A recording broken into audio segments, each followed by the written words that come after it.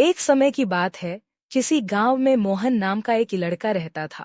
मोहन की शादी सुहानी नाम की एक बहुत ही सुंदर लड़की से हुई थी। मोहन सुहानी से बहुत प्यार करता था, लेकिन सुहानी बहुत घमंडी और नकचरी थी।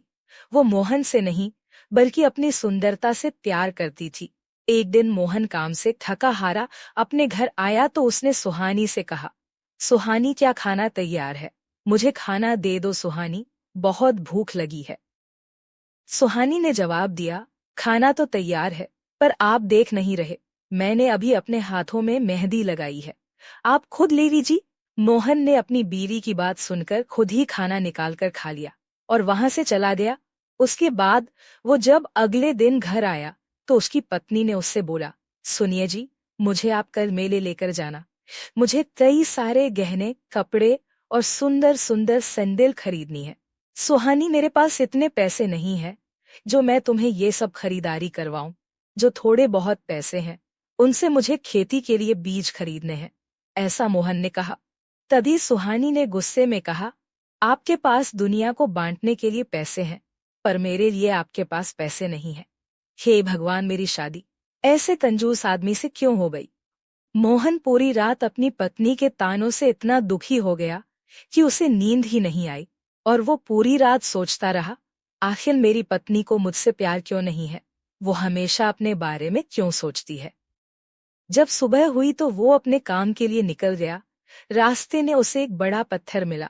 पत्थर देखकर वो बोला, अरे ये इतना बड़ा पत्थर यहाँ बीच सड़क पर कैसे आया? इस पत्थर से किसी को चोट लग सकती है, मैं इसे सड़क के किनारे रख देता हूँ। मोहन ने अपनी पूरी ताकत से उस पत्थर को वहां से हटा दिया। मोहन जब पत्थर हटा रहा था तो उसे एक चुड़ैल देख रही थी। वो मोहन के पास गई। मोहन डरकर कहता है, कौन हो? चुड़ैल मोहन को बताती है, मैं पुराने बरगद की चुड़ैल हूँ। आज सुबह से लोग इस रास्ते से जा रहे हैं, लेकिन किसी ने भी इस पत्थर को नहीं हटाया। तुम बहुत अच्छे इंसान हो, मैं तुमसे बहुत खुश हूँ। बताओ, तुम्हें क्या चाहिए? मोहन कहता है, मुझे जाने दीजिए, मुझे कुछ नहीं चाहिए। ये कहकर मोहन वहां से भाग गया, लेकिन चुड़ैल ने अपनी मायावी शक्ति से मोहन के बारे में पता लगा लिया। चुड़ैल मन ही मन सोचती है, इतने अच्छे इंसान की इतनी घमंडी पत्नी, मुझे इस इंसान के लिए कुछ करना चाहिए। इसके बाद चुड़ैल मोहन के घर गई। उसने मोहन की पत्नी सुहानी पर जादू किया। चुड़ैल तभी मंत्र पढ़ती है, चल जाए मेरी छड़ी का जादू, बन जाए सुहानी बिल्ली। बेकाबू चुड़ैल के ऐसा कहते ही सुहानी एक बिल्ली बन गई और उस चुड़ैल ने सुहानी का रूप धारण कर लिया। उसके बाद चुड़ैल ने सुहानी से कहा, तेरा पति इतना अच्छा है और तू उसके साथ इतना बुरा व्यवहार करती है, अब मैं तुझे सबक सिखाऊंगी। बिल्ली सुहानी बोलती है, तुमने मुझे बिल्ली क्यों बनाया? मुझे पहले जैसा बना दो, नहीं तो मैं अपने पति को सारी सच्चाई बता दूंगी। सुहानी चुड़ैल कहती है, हा हा हा, तेरी बातें सिर्फ मैं ही समझ सकती हूँ और कोई नहीं। इतने में मोहन घर आ गया। उसके घर में आते ही बिल्ली उसके पैरों से लिपट गई। बिल्ली को देखकर मोहन बोला, अरे सुहानी, ये बिल्ली हमारे घर में कहाँ से आई? सुहानी चुड़ैल कहती है, कहीं बाहर से आ गई है, अब जा नहीं रही, रहने दो इसे यहीं। आप हाथ मुंह धो लीजिए, मैं आपके लिए खाना लगा देती हूँ। वो पत्नी जो मोहन को कभी पानी को भी नहीं पूछती, वो मोहन को खाना देने की बात कर रही थी, वो भी इतने प्यार से। मोहन हैरान होकर बोला, क्या कहा तुमने?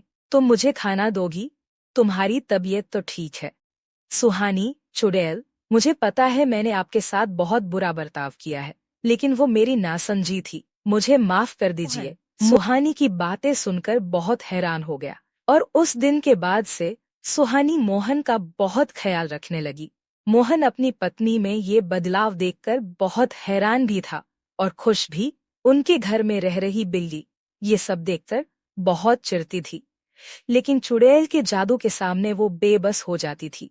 एक दिन मोहन सुहानी से बोला, सुहानी, चलो आज हम कहीं बाहर घूमने चलते हैं, आज मैं तुम्हें खरीदारी कराऊंगा, तुम्हें बहुत शौक न गहने खरीदने का। सुहानी चुड़ैल, अरे मेरे पास तो सब कुछ है, आप फिजूल में पैसे खर्च क्यों रही हैं?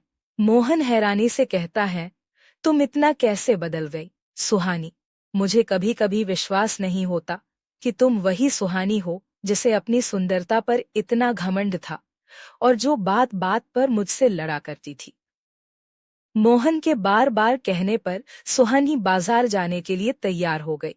लेकिन सुहानी जैसे ही तैयार होने के लिए अपने आप को शीशे में देख रही थी, उसी समय मोहन वहां आ गया और उसने अपनी पत्नी को शीशे में चुड़ैल के रूप में देख लिया। ये सब देखकर वो दंग रह गया और डरकर बोला, मोहन कहता है, तुम सुहानी नहीं हो, तुम तो वही चुड़ैल हो जो उस दिन मुझे रास्ते का पत्थर हटाते हुए मिली थी। तुमने मेरी बीवी के साथ क्या किया? कहाँ है वो? मोहन की बात सुनकर चुड़ैल अपने असली रूप में आकर कहने लगी, मुझे माफ कर दो मोहन, मैं तुम्हें धोखा नहीं देना चाहती थी, लेकिन तुम बहुत अच्छे इंसान हो और तुम्हारी पत्नी तुम्हारे साथ बहुत बुरा बर्ताव करती थी, जो देखकर मुझे अच्छा नहीं लगा। इसी कारण मैंने ये कदम उठाया और तुम्हारी पत्नी के साथ मैंने कुछ नहीं किया। ये जो बिल्ली तुम्हारे घर में रह रही है, यही तुम्हारी पत्नी है। चुड़ैल ने मोहन को सारी सच्चाई बताने के बाद सुहानी को दोबारा इंसान बना दिया। उसके बाद चुड़ैल बोली, मोहन, अगर मैं चाहती तो तुम्हारी पत्नी को मार भी सकती थी, लेकिन मैंने ऐसा नहीं किया, क्योंकि मैं तुम्हारी पत्नी को बस ये दिखाना चाहती थी कि अपने पति के साथ कैसे व्यवहार किया जाता है।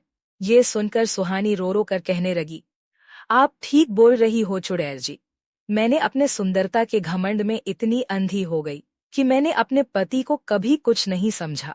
आज के बाद मैं ऐसे कुछ नहीं करूंगी, आप दोनों मुझे माफ कर दीजिए। चुड़ैल जी, मेरी आपसे एक विनती है कि आप अब हमारे साथ हमारे घर में रहिए। नहीं, ये मेरी जगह नहीं है, मुझे अब अपने घर जंगल में जाना होगा और तुम दोनों को कभी भी मेरी जरूरत हो तो मुझे याद कर लेना, मैं आ जाऊंगी।